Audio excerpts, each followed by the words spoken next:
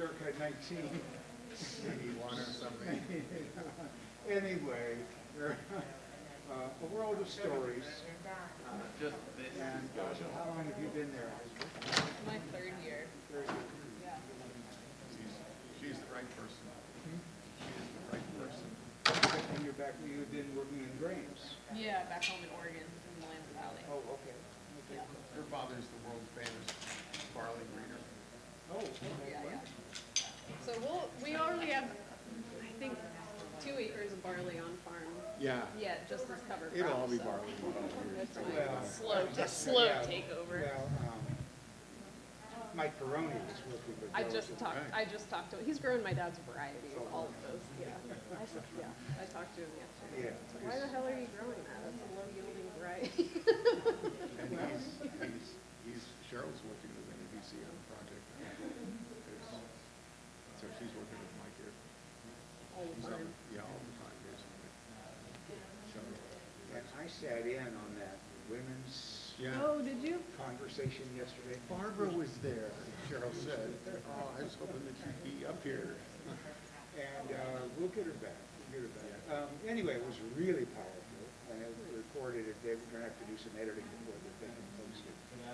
But, you know, it was Cheryl and Ann Schwartz and Dempster and Gretchen Hoyt.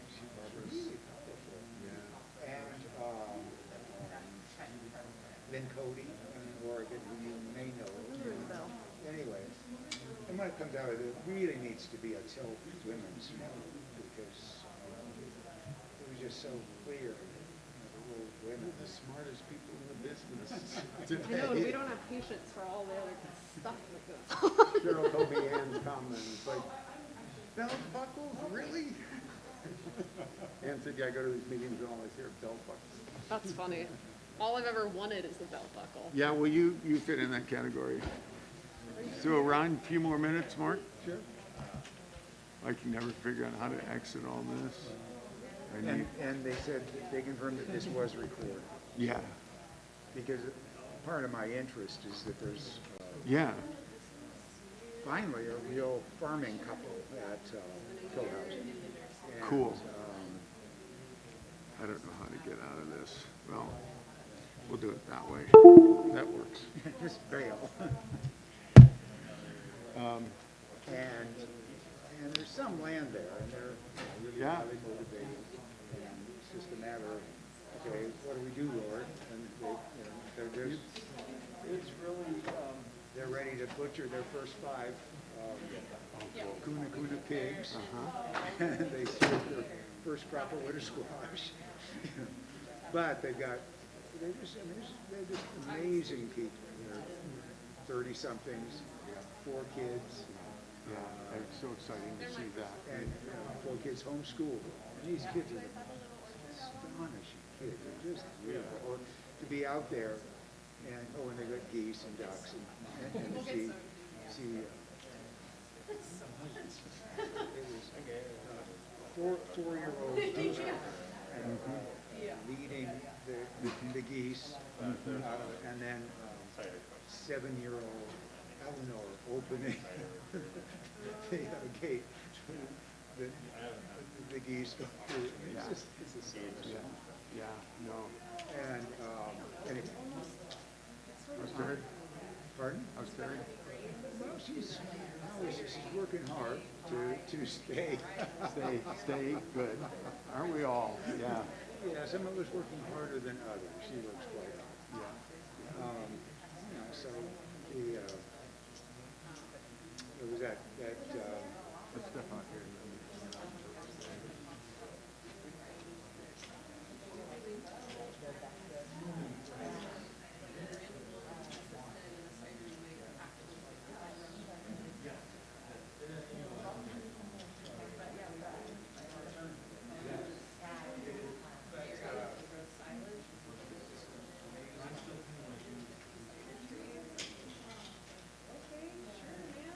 Where are you gonna move this? Like, what?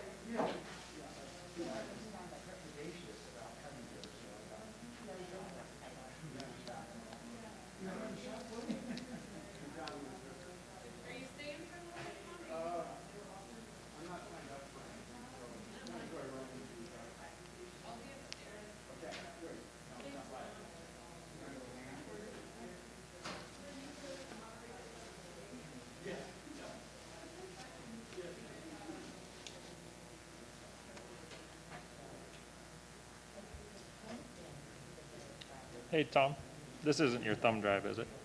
No. Okay. Mine is up there, but I couldn't figure out how to close it. Gotcha.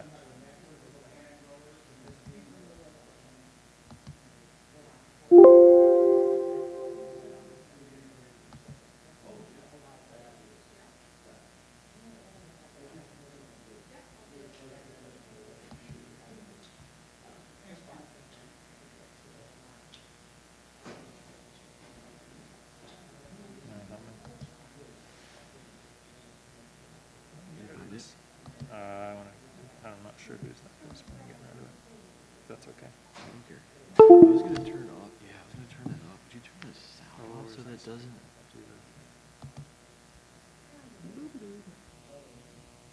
says off. Oh. So then it won't get your way. What if that doesn't turn? I'll get out of your way. That doesn't turn off the mic. Does it? Oh yeah, this isn't. That's all plugged in.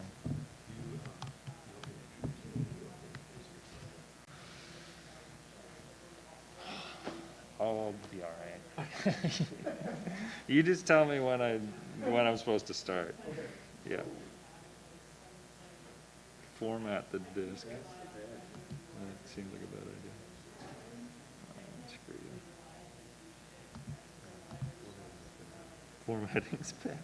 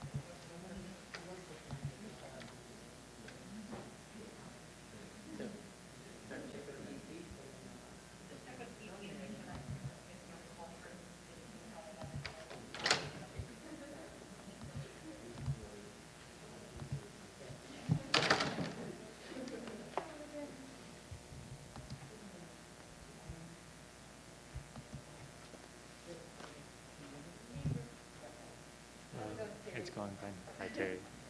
I was just trying to get my presentation on here. Is it? I'm not having any luck. Oh, I can try and help. Let's see if I can. Not working? My thumb drive's not working, so I'm gonna try this other one. Not sure. Hey. Hey, I'm just checking. Oh. Obviously, video's good. Do you guys have any audio that plays out of the presentation? Not out of the presentation. Okay, No cool. videos or anything. Sweet. You should be good to go. Cool, thank you. Okay.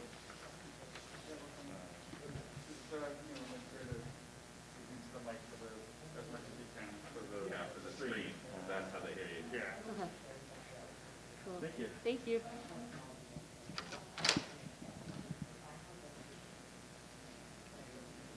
Sorry. No, That's it's all not. good.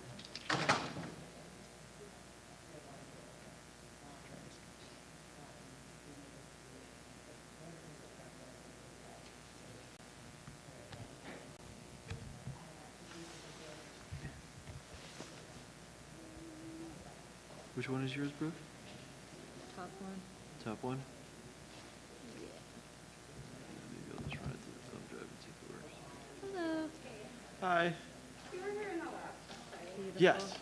Where is their booth? Uh, They're saying go upstairs to their booth to sign up for their newsletter, but I don't, I don't know actually off the, there's no there's nothing. No Badger Mountain. They might be inside the banquet hall. There's a few. Oh, there are? There's a Yeah, few there's, in oh, there. you're right, they're covered on the wall. There might be inside on the, in the big, is that it? You good? That's it, yeah. Do you present? Oh, I think this is the one that. Actually, it works. There you go. Cool. And then up and down. Yeah, or left left and right. I think we're at 2. Yeah, cool. I will stand up when you have 5 minutes left, James. Okay. Do this. I suspect we'll be done. But if we get to that point. If we get to that Hey, point. how's fatherhood? It's good, it's wild, yep. Yeah, I bet. Yeah, Are you back at work? I am. Still? Yeah. But your wife's not. Or She's kind of been working throughout. Oh. She runs her own business. and Oh, farms, so it's, yeah, yeah. But she's getting a little bit of a break now. Yeah. From the work stuff. I'm gonna grab a quick drink and Yeah, then maybe she take your time.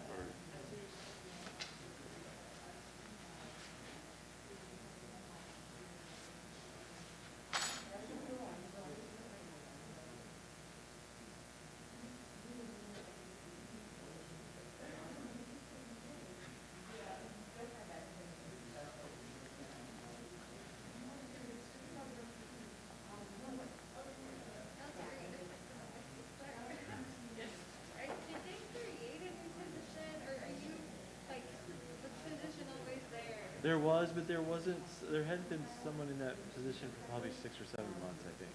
Okay, So, yeah. so not really, like, it's a tech team. Yeah, kind of half and half, I guess.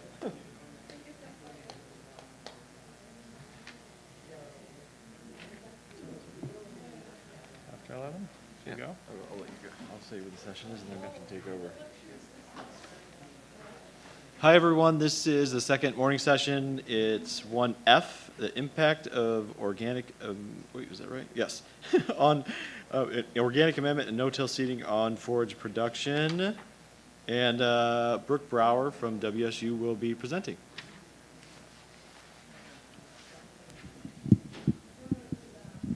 Great, thank you, Nate. Good morning, everybody. I'm gonna go ahead and get started here. So, yeah, my name is Brooke Brower. I work for Washington State University. I'm based in San Juan County, so up in the corner there, county director and also regional agricultural specialist. Today, talk a little bit about some different trials that we've done on organic fertilizer amendment, on pasture situations, and then also working on some no-till seeding work that we've done. So interested in kind of how do we, fundamental level, how do we improve the forage quality, quantity of pasture systems using organic inputs and no-till seeding. As many of you know, forage production is one of the largest agricultural land uses in Western Washington. So all these kind of shaded green areas, those are identified as forage production in Western Washington. At least where I'm based, we see a lot of repeated hay removal and very little amendment or input back into those situations. Also run into challenges with overgrazing and just this kind of repeated reduction of biomass and loss of quality and encroachment of noxious weeds. I'm based in San Juan County, which is a group of islands, and so people are literally having to import hay onto that island in terms of, and just the cost associated with that is pretty phenomenal. Also shipping it over the Cascades, so regardless of where you're based. In terms of, the production systems that I'm working in, a lot of times it's this large round bales cut late in June, and then this is the kind of most extreme situation where this is a hay field that's just been degraded to the point of being mostly oxeye daisy and some dirt. So trying to figure out ways that we can turn those around, without complete plowing and renovation and reseeding in that regard. See folks who are interested in organic methods and also in no-till pasture renovation, and kind of still a little bit of gap, particularly on the no-till side in terms of what are successful methods for reseeding. Most of the trials I'm going to talk today about are in San Juan County. We're relatively dry. We got about 27 inches of rain annually. We have 3 sites that we work in there, all in production systems. And then we also have a location for one of our trials in Pierce County near Puyallup that Nate helped out with. We have about 41 inches annually there. So kind of two primary projects I'm going to talk about today. One is we want to look at impact of organic fertilizer with and without a no-till seeding, and what was the impact of that on forage quality, quantity, and then also is there anything that we can do to sort of shift the relative abundance of different species in that mix. We're also interested in kind of what, if we're going to no-till seed directly into an established hayfield, what are kind of the optimum legume species for doing that? If we want to try and introduce a legume into a sort of degraded forage system, and how can we do that? And can we have success just drilling straight into established sod?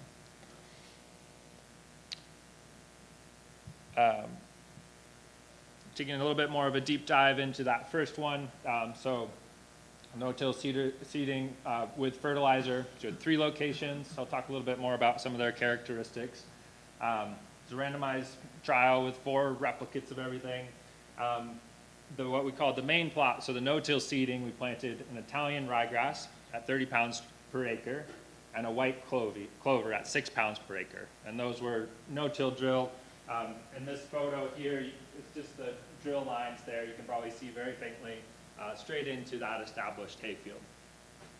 The only kind of pre-management that we did was a really short mowing. So we mowed it to, basically as close as you could go with a rotary mower in that case. In some situations, there's a flail mower, so just right down to the ground to try and stunt that existing grass. Then on that, we then layered organic fertilizer amendments, and we had a fishbone meal, KSOP, and a feather meal that we blended together to give these different rates of fertilizer. And basically, what I wanted to do is vary the nitrogen rate. So we had a control where we didn't add anything, and then we had a base that was 32 pounds of N, 104 pounds of phosphorus, and 60 pounds of potassium. And that was based on the soil test that kind of averaged across those sites. So here we laid out these grids and then added fertilizer to subplots to get an better idea of those different impact of those different rates of fertilizer. And then we looked at pretty basic things. We looked at biomass, so just how much forage, how much hay are we getting out of here. We looked at quality, measured just whole spectrum of forage quality. Today I'm just going to talk about crude protein as kind of a key quality indicator. And then we also looked at what are the different plant species growing in those, and what are the kind of functional groups, so grass, legume, other weedy species, bare ground, and things like that, and how did they shift in response to our treatments. And that's kind of that little quadrat up there. So the middle plots, we jump a quadrat in there and do some evaluation on that.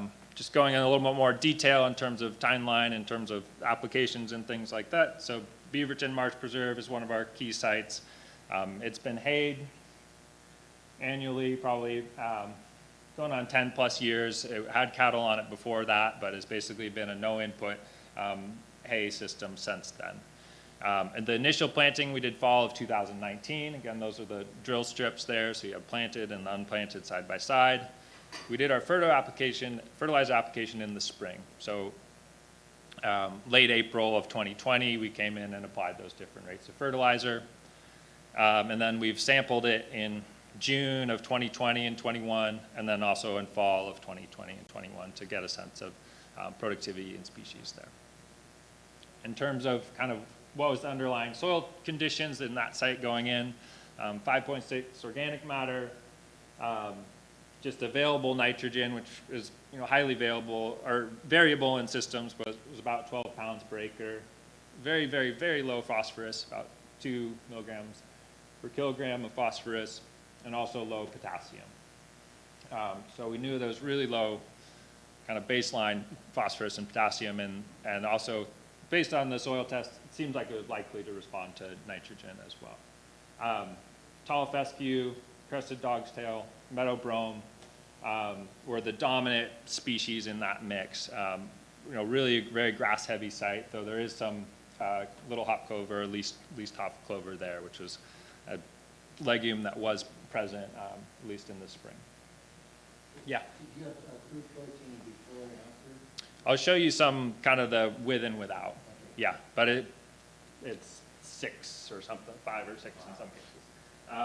So this is planting in the fall. This is kind of what it looks like as it starts to green up when we did a fertilizer application. This is PK harvest in June. I know in a lot of systems you're trying to harvest a little bit earlier, get higher quality, maybe a little bit lower volume, but the farmers that I'm working with in this area are kind of, because of their equipment constraints and style of production, that's what they're doing. They're cutting it dry later in the season. So there's a lot of other things you could do to vary quality, but this is what we were working with. Another site, same basic system of planted fall 2019, fertilized in spring. This site has a history of sort of mixed grazing and hay, so a little bit more active management there. There was actually some manure broadcast in the fall when we set up the initial trial, 8.5% organic matter, but also very, very low in phosphorus, and seemed like relatively low in nitrogen and potassium as well. Also dominated by tall fescue and crested dog's-tail and Kentucky bluegrass, and again, the only kind of, the relative abundance of legume was quite low, and that was that least-top clover, which is a small yellow-flowered clover. So we followed the same production system there. Dill Road, this is what we call Daisy World. Same timings on all those treatments. Somewhat similar in terms of just, if you were just to look at the soil test, you would say, oh, it's kind of, it's sort of fine.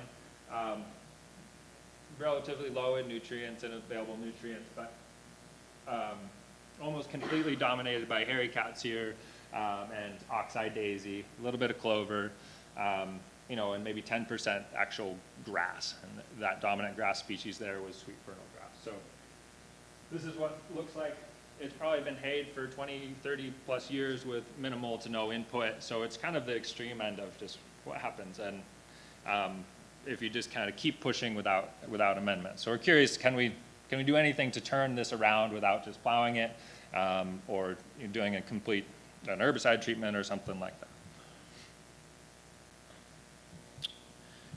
So these are some of the initial results that we've started to see. So in terms of what we're seeing in this graph, this is forage yield in terms of tons per acre. And then here are the different fertilizer rates across the bottom. So there's control, base, or low nitrogen, medium, and then high nitrogen. The different colored bars are the different sites. So Beaverton is blue, Kaufelt is orange, and Dill is gray. And you can see that sort of stepwise increase in response to that increasing nitrogen rate. You can see Beaverton and Kaufelt were both much more productive sites, as you might expect. And then, Dill Road was much lower productivity in terms of that volume of forage. We saw no effect from the no-till seeding in terms of forage biomass from that first year. We did see a fertilizer effect at the Kaufelt site and the Dill Road site. So Beaverton, even though visually you see a little bit of step increase in those blue lines, we didn't see a significant increase in the fertilizer response there. Switching to this year, 2021, many of you know, really hot, dry, early spring, and that had a huge impact. So on forage productivity, talking to producers in our area, they saw, maybe a third less hay, if not a bigger decrease. We did still see a very similar trend, but just overall much lower yield. So again, forage yield in terms of tons per acre, and then the different fertilizer treatments. Yeah? 2021, did you add another dose of fertilizer? So the question was, in 2021, did we add another dose of fertilizer? No. The idea is to sort of track over multiple years from a single application, what's the longevity of that response to? Because that's something that's really interesting and I think really important. I can talk a little bit more about that and some other work that we've done. Because it's a huge upfront cross. Yeah. Your statement there on the second bullet point, fertilizer effective forage biomass at all locations. What level of fertilizer? Are you saying the first base application was significant, or all of the increases were significant? In this case, that all of the so the question is yeah, which fertilizer rates do you get a benefit from, essentially. So statistically, what we saw was control was different than the highest rate in 2021. It was a little bit more mixed in 2020. You know, in terms of visually, you know, generally you see a little bit of an increase with each. You know, it's a little bit mixed, and that's just the nature of doing things in a field, is that you're going to have some variability there. But yeah, in terms of actual statistical significance, it was the highest was different from the lowest. And that goes, yeah, again, into that question of, you know, how much are you going to put on and what's that return on investment in terms of that application. Yeah, any other questions on that? I guess the other thing that was really interesting to me is the Dill Road site. It held pretty consistent in terms of its yield. It just stayed consistently low year to year, whereas those other two sites took a real hit in yield, and I think a lot of that had to do with the hot, dry conditions. In terms of forage quality, so this is percent crude protein. So at the low end in the control sites at Beaverton, that was below 6% forage, whereas in the fertilized highest rate, we got that up to about 10%. Dill Road had a higher crude protein. I think it's a little bit of a interesting thing in that the plant species composition there is so different than, you know, we're feeding daisies, and apparently the cows do eat them. So I'm not quite sure how that relates in terms of, you know, looking at other forage quality comparisons. So we did see a significant increase in forage crude protein response, and I don't have that exact step-by-step comparison of at which level, but you can see just visually that increase from level to level in terms of that response.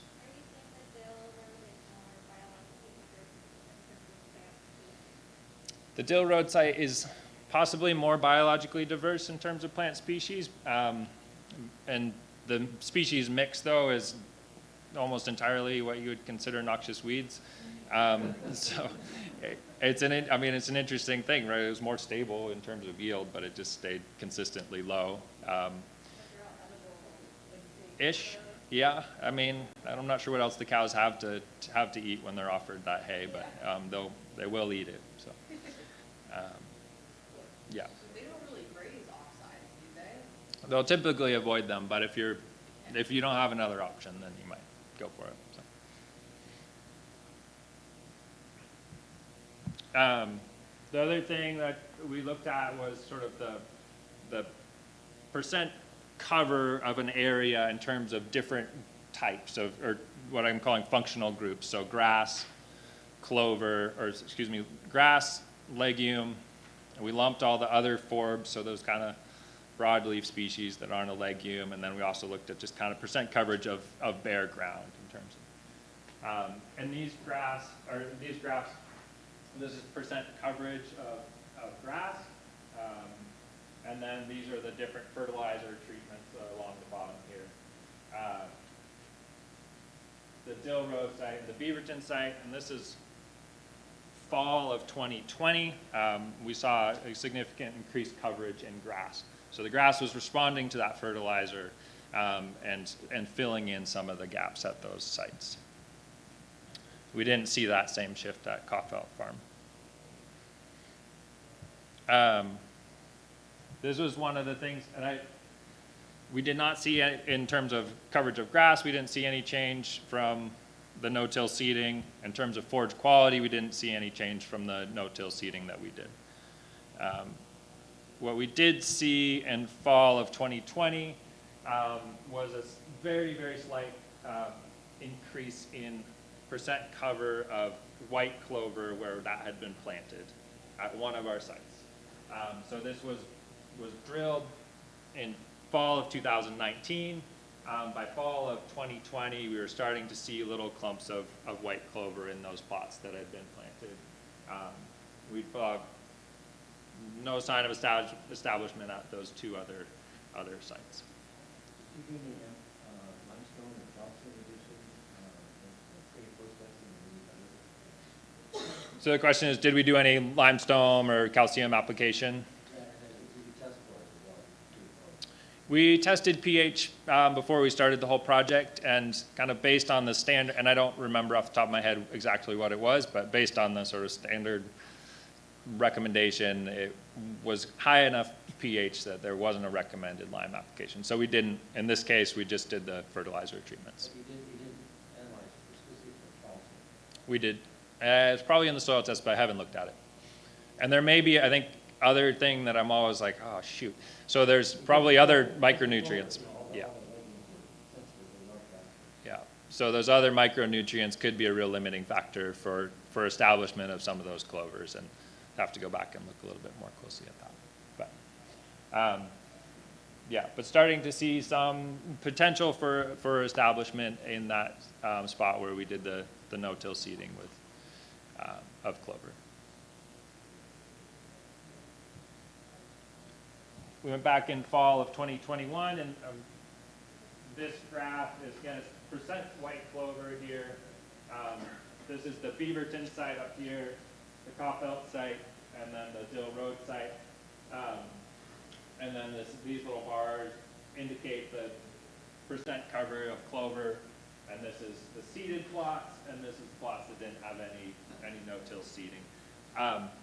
So it's a very, very, very small amount, but it was exciting starting to see a little bit more clover in those plots that had been seeded in 2019. So we're actually seeing a significant difference at Beaverton and at Kaufelt in terms of a little bit more clover in those plots. In terms of, percent total cover, I was like, well, it's not maybe that enough to really feel like you're going somewhere from a production perspective, but I think in terms of getting some establishment, we're starting to see that. And I'll talk a little bit more about some on-farm examples too that are maybe more encouraging. So just kind of to sum up what we saw, that organic fertilizer, we did see a consistent increase in forage biomass. We saw an increase in forage protein. We don't have the 2021 numbers yet, but it'd be really interesting to see if that forage protein level stays high for 2 years. In some cases, we saw kind of a fertilizer response to the percent covered grass, so we're seeing a little bit more grass fill in. With the no-till seeding, we didn't see a change in yield or quality over those 2 years. We observed a few ryegrass plants here and there, but nothing that actually showed up in our plots. And then the white clover, we did start to see a little bit of that showing up in 2020 and then again in 2021. I did some really rough back of the envelope calculations on sort of cost, and this is a sort of a fraught conversation because there's so many variables that go into it. But for my high rate, and I was just mixing up 50-pound bags of bone meal, KSOP, and feather meal, I figured it would cost about $1,300 per acre, which is a lot for forage production. If you look at just the highest, and that's the highest rate, and over the 2 years, we got about a ton more forage off of those high fertilizer plots. So just really back of the envelope, $250, $300 for a ton of hay. You're looking at, maybe 4 or 5 years of just kind of increased value of forage relative to that fertilizer cost. There's all kinds of variables there that you could make it much more complicated, but yeah, go ahead. Well, so I'm gonna go with one of those variables. Do you have any idea what the cost of compost or manure is compared to those concentrated fertilizers? No, so the question is, what about the cost for compost or manure or things like that? And I think that's where the real kind of, potential likely is in terms of an integrated system where you're able to add back compost or manure. So if you think about that sort of what the plants need to maximize their production, and that's kind of what I was trying to toy at here, is then think about your actual system, and if you can supplement some of those nutrient needs with compost or manure, then absolutely, that's gonna be, probably make more sense in the, it totally depends on the cost of those inputs and labor of distribution and all of that, but, I think things to just start to toy with, yeah.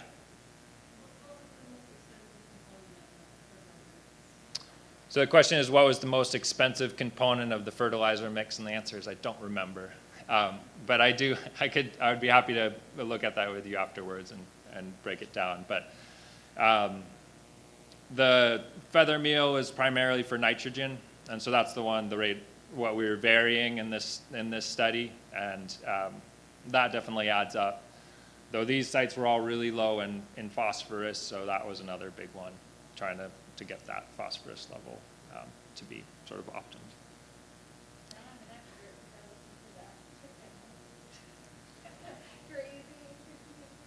Yeah. Great farmer, like the chicken, but I was thinking, I mean, if you just did this and had no input, and you have animals, and you have forage, crop, and you would just raise your cattle and your chicken through these fields and plants. Like that would be really interesting to study, like this model, like there's not an input versus just like having the animal live within those pretty much your field. I don't know, what do you think about that? Yeah, so the question is, could you sort of switch the input model with grazing or, chickens or things like that? And I think it's something I haven't studied personally. I think there's a lot of potential there. It's something I just feel cautious about is animals are still oftentimes being hauled off. So there still oftentimes is a removal of nutrients from that system. So you have way less just straight up removal than a straight hay system where you're hauling literal tons of material off relative to a grazing system where a lot more does get recycled, and you might help stimulate some of the biology in that system. But it's still oftentimes a removal of nutrients from that system if you're just straight up grazing without supplemental feed.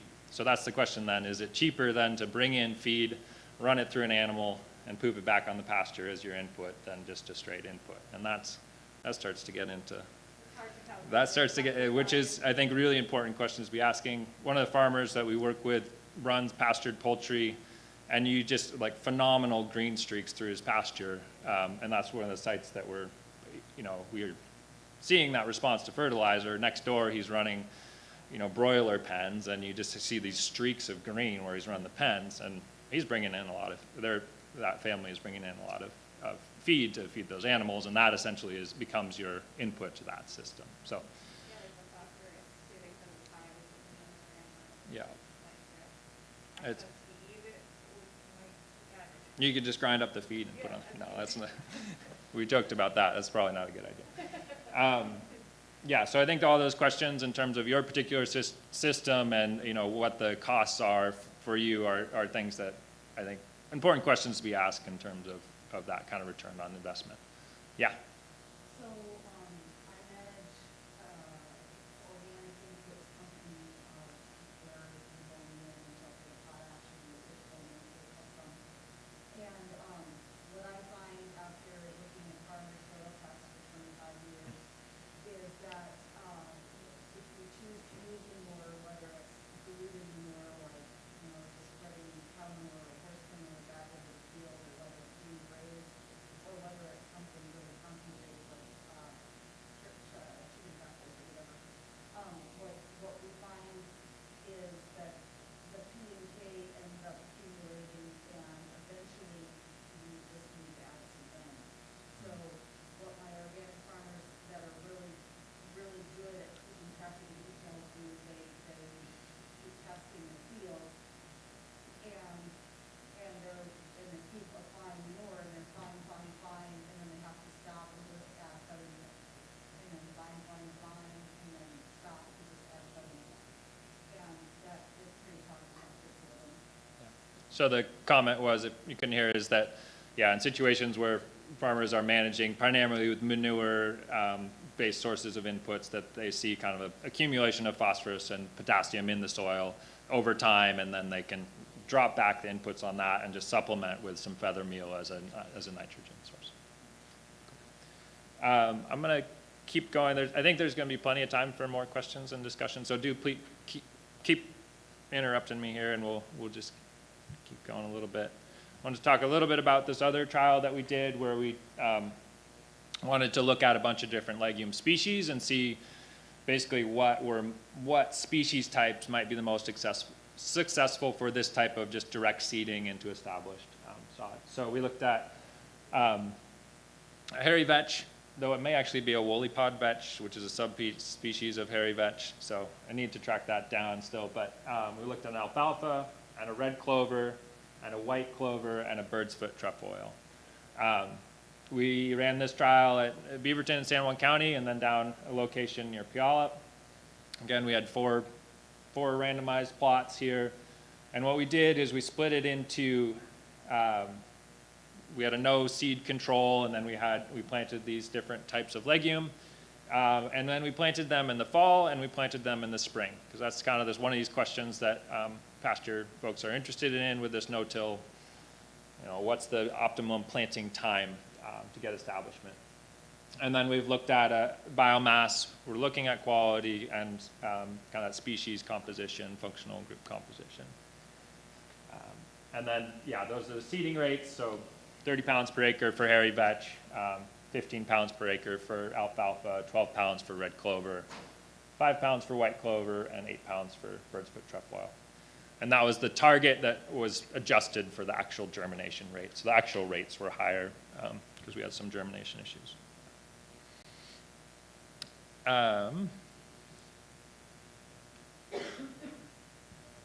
In terms of some of the response, so this is the two different sites. So we have Beaverton here, we have Puyallup here, and this is just dry weight. And then here's all the different seed types across the bottom. There's a lot of information in there. Basically, we didn't see any legume effect on biomass. So the planting of the different types of legume didn't seem to have effect. For some reason, we saw that at the Beaverton site, the fall planted plots had slightly higher yield than the spring planted plots. I've kind of scratched my head about this because they're essentially treated the same, except for we ran a drill through the fall planted plots in the fall and not in the spring planted plots. So that was kind of the only difference. So it could just be noise, or it could be there's some slight aeration effect going on from running the drill through there. So that's kind of an open question that is just a head scratcher. What we did see was a little bit, can people hear me okay when I move away from the mic? Okay. In terms of, these graphs show percent cover of hairy vetch, which was one of the species that we planted. This was fall planted at Puyallup, and this was spring planted at Puyallup. This is the different seeding types. So we had alfalfa, control, hairy vetch, red clover, trefoil, white clover. So on the left there, you can see there wasn't any hairy vetch in that field until we came in and planted it. Same thing with the spring planted. In this case, we got up to almost 20% cover of that plot area was hairy vetch where we did the spring planting, versus in the fall planting, we only averaged out to about 4% coverage of that plot. So that was a success in terms of just a no-till drill seeding directly into that established field. And we saw the same thing at Beaverton, except for only in the spring. The Beaverton fall planting was not successful, but the spring planting was. I don't have the soil test data handy for these, but just offhand, the Puyallup site had much better baseline phosphorus potassium levels. So it was generally a lot better than the Beaverton site, which I've mostly been talking about in terms of the underlying soil conditions. So I think that my hunch would be that could be contributing factors to the success of the planting at that site in terms of kind of optimum conditions for those legumes to go in. And then this is looking at red clover, same kind of thing. So percent cover of red clover, fall planted and spring planted, again at Puyallup. We just look at this one across the bottom here, alfalfa, control, hairy vetch, red clover, trefoil, white clover. And you see there's a little bit of red clover in that field already. There was that site was a lot more diverse than the sites in San Juan County, and there's some legumes there. But we did see a real boost from that fall planted red clover. Got up to be about 10+% on average of those plot areas. In terms of the spring planted, basically you just had a low level of red clover there, and you didn't see a benefit from that spring planted red clover. So the fall planted red clover worked well. Spring planted wasn't any different than what was already there. And none of the other legumes, from what we've seen so far, have taken at the Beaverton trial. The other thing, I don't have a slide for here, but in fall of 2021, we did go back and look at these plots again.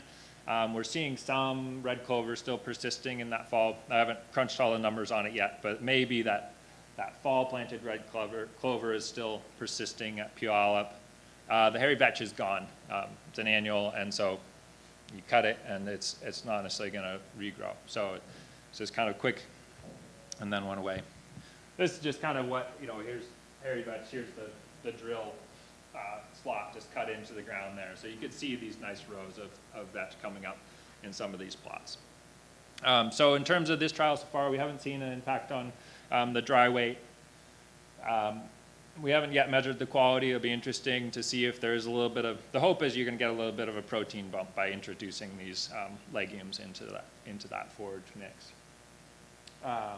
We did see that red clover and hairy vetch successfully established. Those other ones, not so much. So if you're like me, you kind of walk away from this and you'd be like, well, that was neat. I'm not going to rush home and spend a bunch of time and energy on that. I think it's been a really interesting kind of learning experience in terms of how many variables there are that might impact the success of these no-till seedings. So I'm going to shift a little bit now and talk about some of the kind of on-farm observations. Worked a lot with the San Juan Island Conservation District and a company called Natural Plant Solutions, and they've got some funding to basically just plant a couple acre blocks on farm, done all kind of different species mixes. I'm not really tracking necessarily in like a nice, tidy, replicated way, but I think it opens up some more questions in terms of what might be possible or might work, and I think kind of more follow-up questions. So this is from Bruce Gregory at Mitchell Bay Farm. Some of you may know him, also with the Conservation District. So in fall of 2018, he planted white clover called Kakariki white clover. He drilled it about 12 pounds per acre. It's a very carefully managed hay field that he's been, spoon feeding nutrients over the years to just kind of meet that demand. So in good condition nutrient-wise. You can see establishment about a month after planting that clover. Here it is in spring 2019, little rows of clover here. This is spring of 2020. Spring of 2020 again, this is, I believe that's after a haylage harvest, so he does a pretty early haylage harvest. So he had really quite good establishment of that white clover, just drilled in, no herbicide, no special thing. So can work, don't necessarily know why. This is another site, and you can, just to get a sense of what that can look like. So this was a kind of a disturbed area,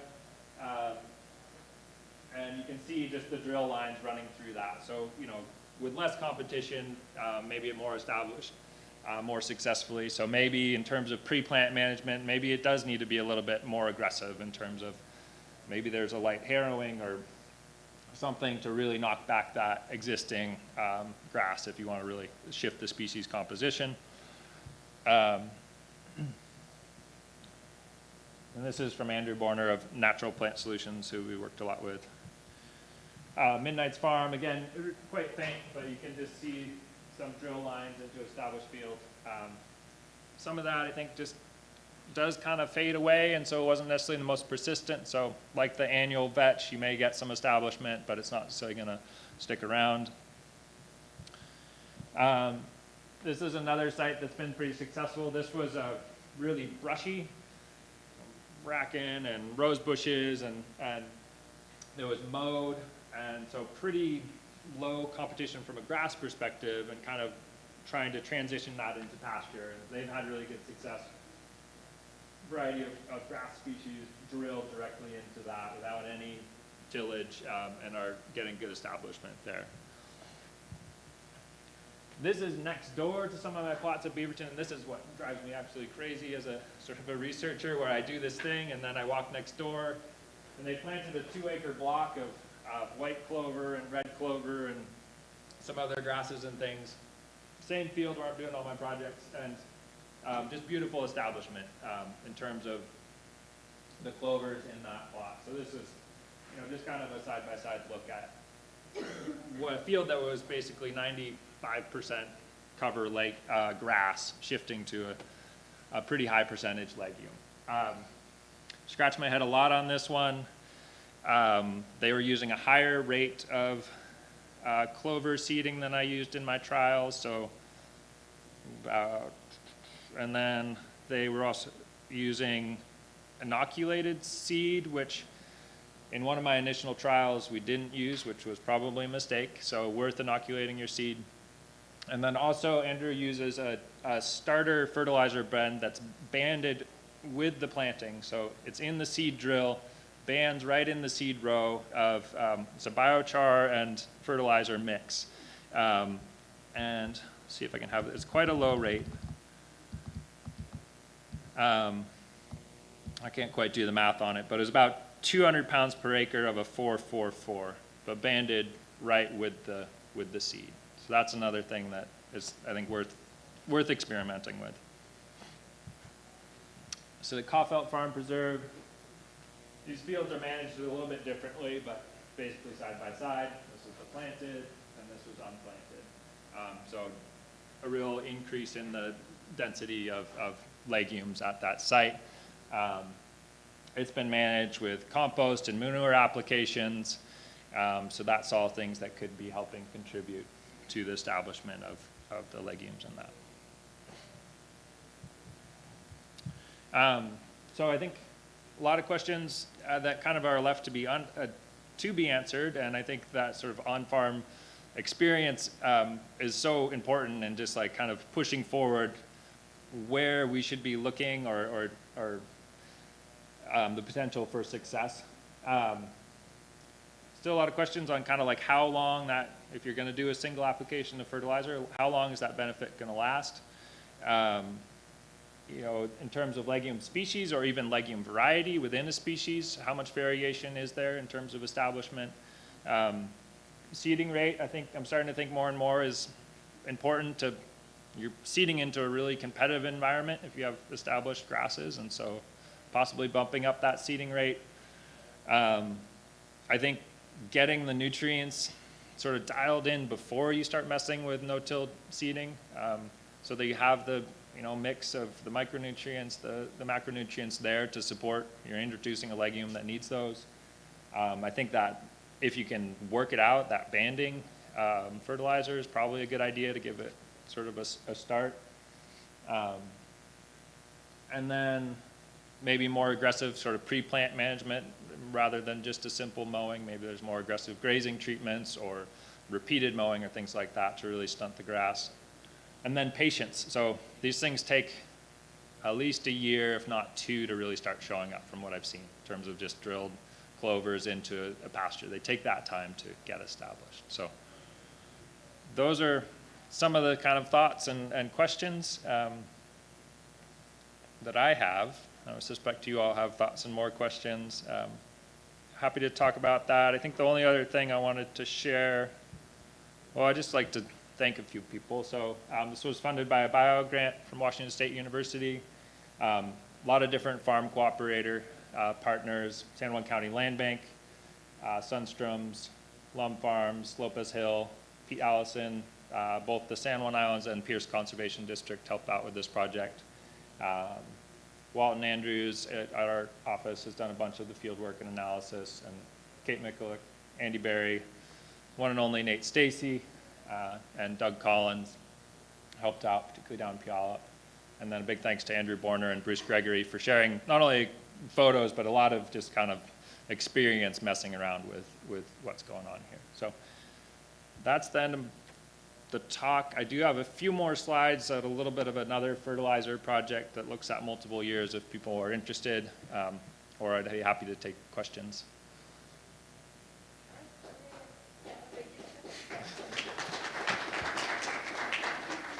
Researchers that can also speak layman. I really appreciate your, just like being able to summarize your slides and communicate with the general public. I really appreciate that. But I was thinking, like what someone said about how certain plant species might benefit certain species, and I was thinking like maybe a different, like a mix, like thinking about what sort of species you could plant alongside that could actually benefit and support other certain species in a long time, you know, like over the long term. And maybe that's something to think about. I don't know. Yeah. So the question or thought is, yeah, are there other mixes that would be better kind of companions with a legume? And yeah, I think that those are kind of definitely interesting questions, and I don't have an answer off the top of my head on that one. I think the whole, yeah, the relationship between what's already there and what you're trying to introduce is definitely a puzzle. And the competition, you know, below ground, above ground, are there other microbial interactions, are definitely things to keep working on. Yeah.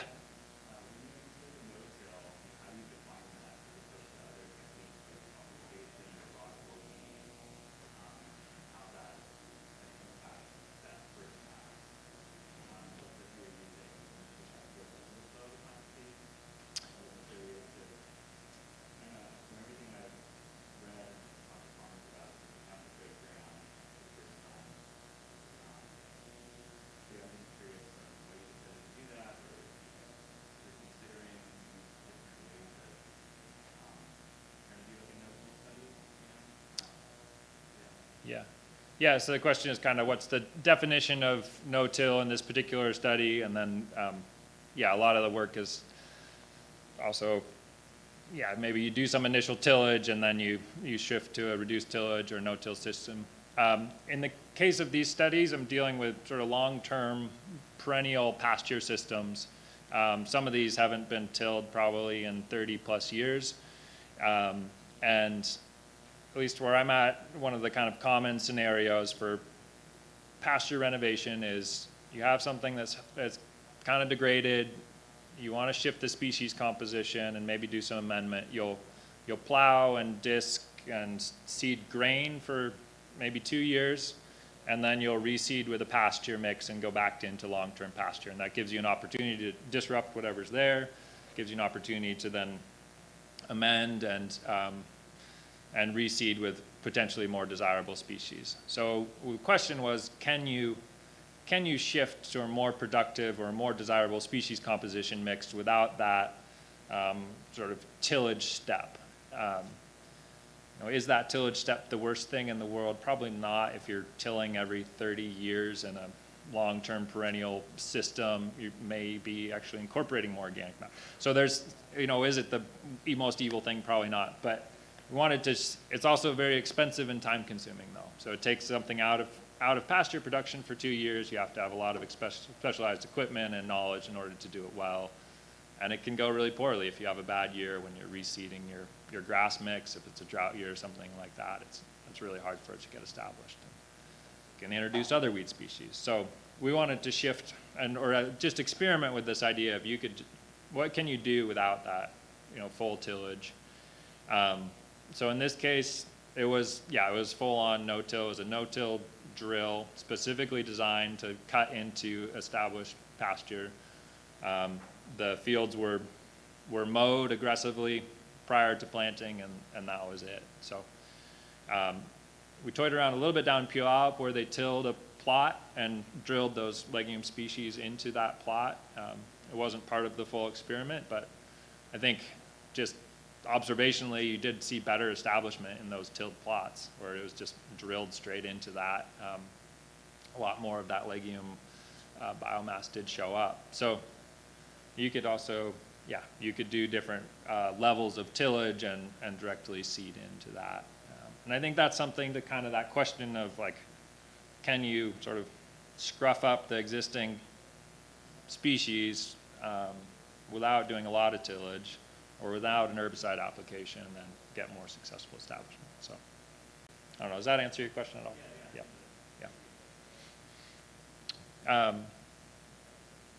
Yeah. My question was along similar lines. I'm from Eastern Washington. I'm curious how many bee farmers in Western Washington have or have access to a no-till drill. If that's a common thing here or not. Do a survey of the room. Who's got a no-till drill? Ooh. So, yeah. So I think part of what inspired this study is the Conservation District in San Juan County and also Pierce County own no-till drills that they rent out to producers. So if you're in those areas, San Juan County, it's $30 for 3 days. It's a 6-foot wide drill. There's a $200 deposit. You know, these are multi-$1,000 pieces of equipment. So and Pierce County has rented theirs out a lot. So I think there's a little bit of, what we want to do is start playing with the technology, the idea and the technology, and honestly, they got ahead of me before I did. I would have told them not to do it based on my research, but thankfully they got ahead of me and started doing these on-farm plots where they saw success. So I think, yeah, I think those pieces of equipment will become increasingly more available, but I think for most small farmers, they're cost prohibitive, I would say. Yeah, to have that loader for their run, so. Yeah, and so it'll be interesting to see if other districts start picking those up, and yeah, I think Pierce will run across county lines too a little bit. Yeah. Got a pretty novice question. I'm taking over a farm next month that's got about 2 acres of a pasture that hasn't an introduction of anything other than whatever native grasses are there. It was an introduction maybe in the 50s and 60s, but that's been about it. When you talk about aggressive mowing to kind of start this process, what's your frequency there? And do you have any, or does anybody else have any recommendations of like a rotary mower versus a flail? Because I do have both. So just kind of wondering those two things. Yeah, I can talk about what I did and then be curious what other folks' thoughts are. And frankly, we did different things at different sites depending on what equipment we had. But one trial, we actually ran around with a lawnmower, 0 turn, and just like mowed it basically as close as that thing could go. So about an inch of stubble height or less. When you talk about aggressive, you mean height? Yeah, yeah. Though, and so yeah, on some sites we were able to use a flail mower, which I think is a little bit easier for getting close than a rotary mower. So it depends a little bit. You can run them into the ground, and that's not so great. But the other thing in terms of mowing and kind of timing is a lot of conversations about sort of pasture management is you want to leave stubble height to sort of preserve the vigor of those grasses. So some of the thinking and conversations we've had is kind of basically practicing really bad pasture management to try and stunt the established grasses.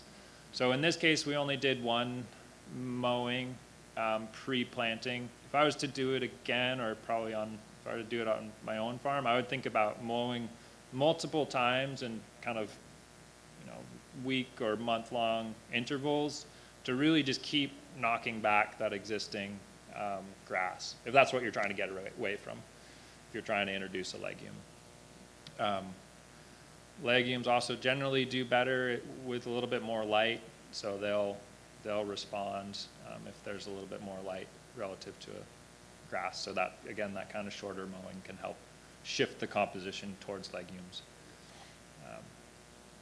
Other folks have thoughts on, yeah?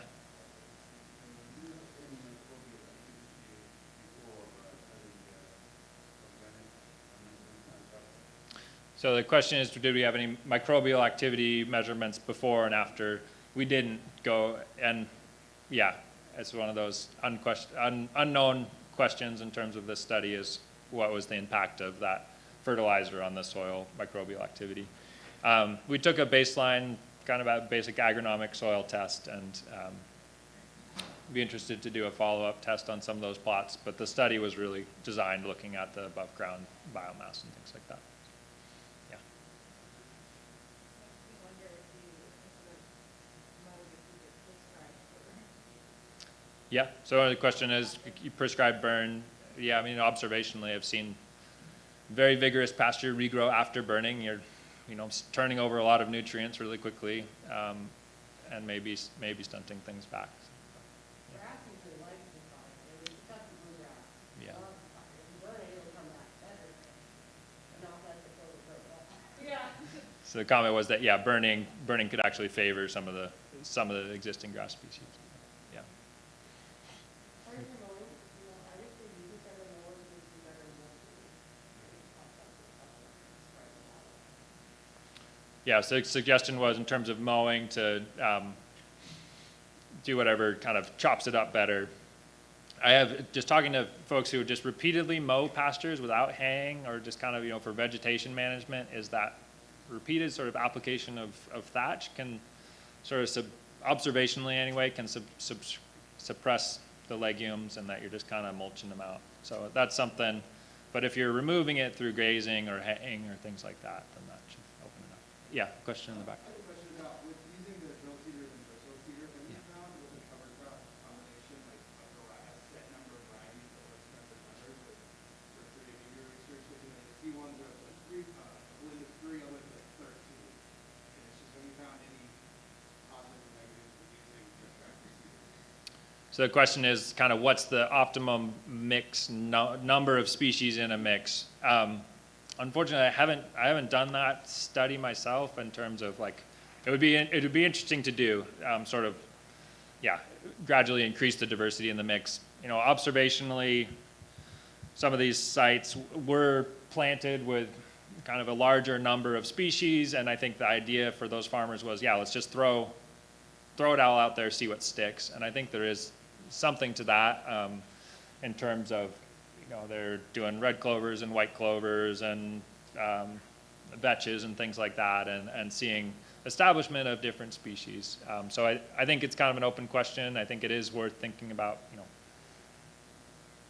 There's also, I didn't have any pictures in here, but folks are playing around with like plantain and chicory and having pretty good luck with those as establishing sort of, they're also pretty good forage for grazing animals. So not just legumes and grasses, but other broadleaves can work in these kind of systems as well.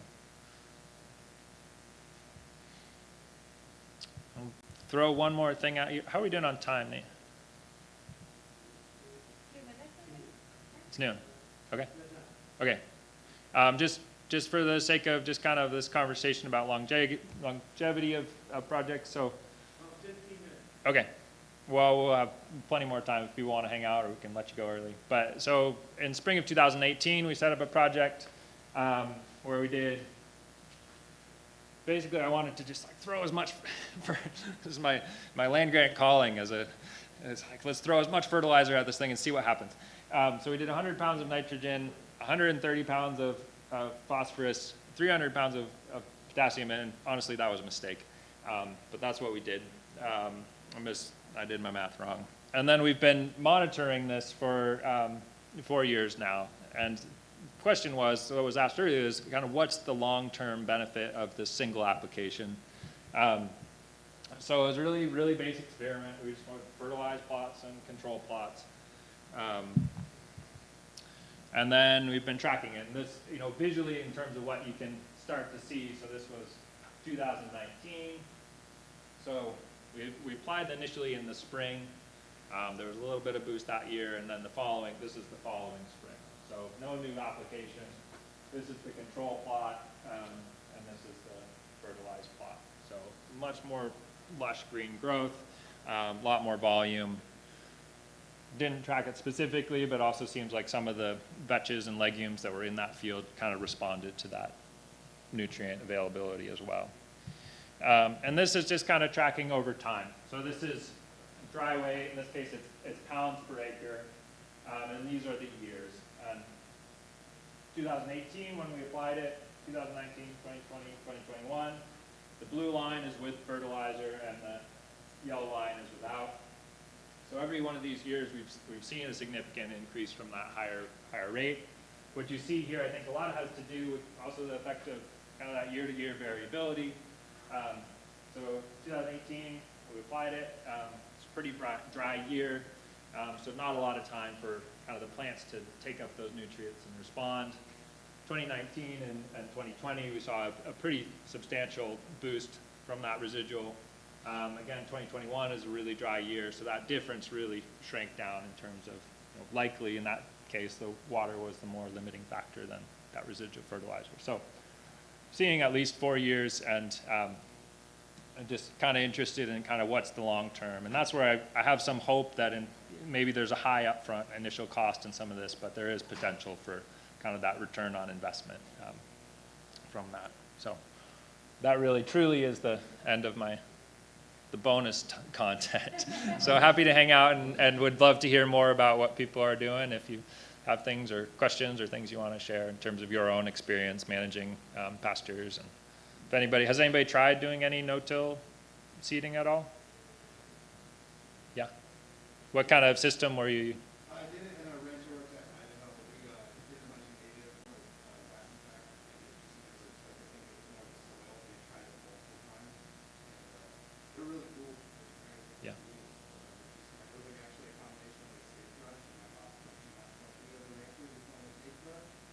And it never does. Yeah. I think I was the fourth. Interesting. And that, what were you, so that you're seeding native species in rangeland in Idaho, you said, what were you seeding into? It was we're seeding into like an old engine clear to try to turn the hay field. Yeah. And then it had just been like tilled up so many times that they kept trying to raise up, like right pouring up the BLM land, so it was like Yeah. and we were seeding it into like, like this split hill, like high country ground. Yeah. Doesn't always work. Yeah. Is anybody else? Or is that? Yeah. I'm just curious, generally are folk involved in livestock production or forage production or veggie or mix or? Vegetable, yeah. In vegetable rotation, yeah. Well, thank you all for your time. If anybody else has any questions, I'd be happy to hang out and enjoy the rest of the conference.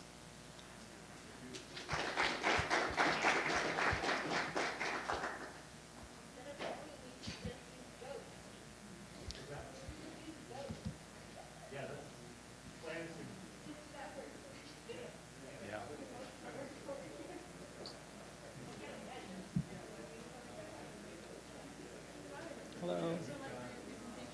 Thank you. I have a question. I'm a home gardener, Yeah. so forgive me if this isn't really relevant to like the scale and production that you do. Yeah.